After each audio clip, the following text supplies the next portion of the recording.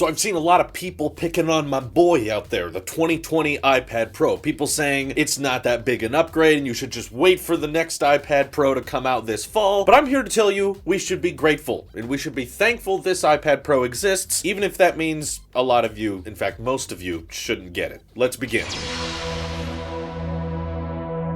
Okay, so I've given you the rundown on the changes. I've been using this thing for like a week now. Between the ultra-wide sensor, which is handy, it's helpful, the LiDAR sensor, which is cool for AR demos, the A12Z chip, which is very, very similar to the A12X, just with better GPU performance and better for sustained use, and the new microphones, which apparently can prioritize security better than a lot of others, as well as little changes like Wi-Fi 6 and cellular upgrades for those who are interested. But at the end of the day, I am thankful Apple released this iPad Pro for a multitude of reasons, because for one, it's a for sure option now. See, my issue with so many people saying, you just gotta wait for the next iPad Pro at the end of this year, the next one will be bigger, that's the one that's gonna have the A14X chip and whatnot. But here's my point, okay? After nearly 18 months of the last iPad Pro being available, Apple considered the A12Z chip to be worthy enough of, releasing a new iPad and not really boosting the CPU and GPU performance that well. So that's after 18 months. How do you think Apple's going to respond after,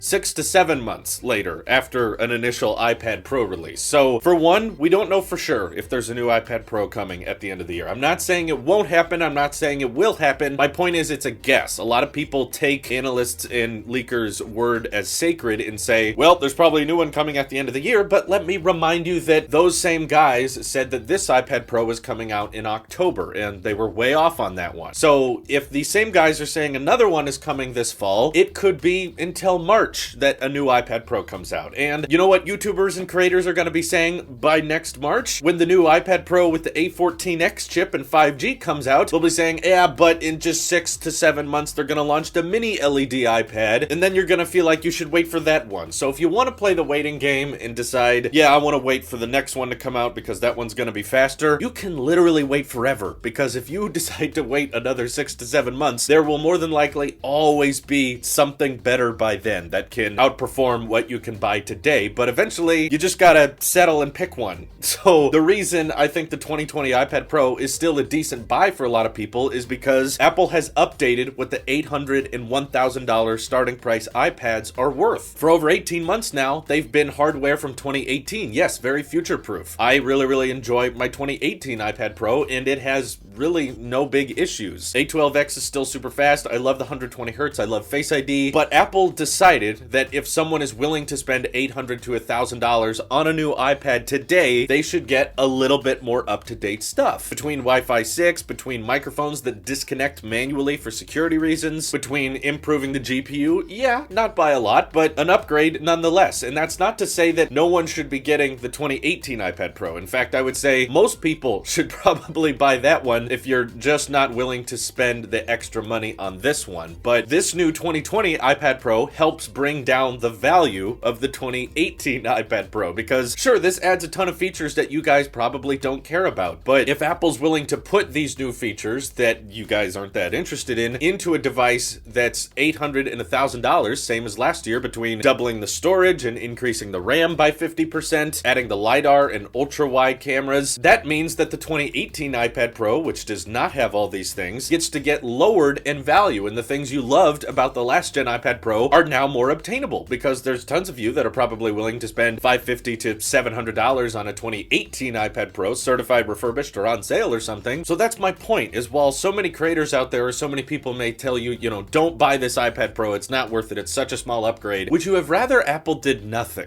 Would you have rather Apple kept charging $800 and $1,000 starting for the 2018 iPad Pros well into 2020 and them not update it until September or October? Maybe some of you would have preferred that. You would have preferred 64 gigs to stay the default, preferred 4 gigs of RAM to be the default, preferred no LiDAR technology or Wi-Fi 6. Yeah, let's just keep shipping the dated hardware and not update it for a whole nother year. Or they can give you an upgrade with what technology is available now. Small, yes, but if you think that there's some major redesign to the iPad Pro coming, I'm sorry, this is probably what it's going to look like for a long time. Mini LED is mostly going to be about about just dynamic range boosting. I don't think it's going to change the overall look and feel that the iPad Pro has. And even the A14X chip, yeah, it'll probably be really fast, but again, there's no one complaining about the CPU or GPU performance of the current iPad Pros. Even if you plan on using these things for 4 to 5 years, I personally believe the A12X and A12Z are going to be more than enough for your daily needs if you're editing videos or doing, more high-intensive stuff on your iPad Pro. That's still going to work fine. And again, the iPad Pro coming out later this year is a maybe. That's not something we should take for certain. Yes, this is absolutely happening. In fact, because Apple dropped this iPad Pro in March, I think to prevent ticking people off who are buying this one, Apple probably is going to push back the launch of the next iPad Pro and not do it until March of 2021 because they just don't want people to feel like they do these incremental upgrades and then follow them up 6 months later. I don't think there's a new iPad Pro coming in September. I'm not saying it's impossible, but if they unveil it in September, I still don't think they would ship it until